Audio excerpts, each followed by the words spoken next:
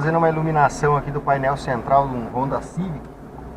E é muito comum de parar de acender esse painel central pela lanterna. E a gente pode falar aqui que é um problema no conector.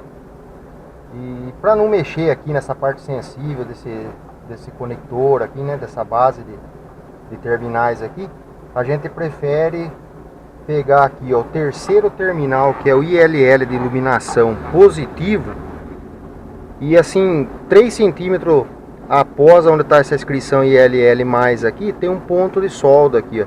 Aí é onde a gente vai soldar esse fio externo aqui, e depois a gente vai, na hora que estiver colocando lá, ver se vai querer pela ignição, pela lanterna, para a gente fazer funcionar esse circuito de iluminação do painel central.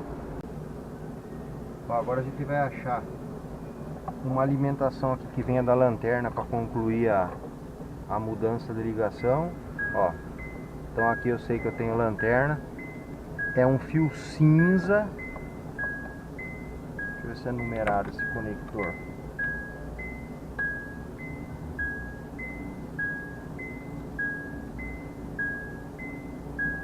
Olha, aparentemente é o pino 1, um fio cinza. Bom, a gente já sabe que é a lanterna. Olha aí, pessoal, após eu ter colocado esse fio lá na placa, lá soldado ele no ILL3, lá no pino no pino 3 do conector do rádio, aí eu achei aqui o fio lanterna, iluminação, e fiz esse cavalete aqui, ó, fio soldado lá na placa, bonitinho. Aí eu vou mostrar pra vocês aqui, ó, toda essa parte do rádio aqui, ó, não funcionava. Vamos ligar a lanterna para ver como que ficou.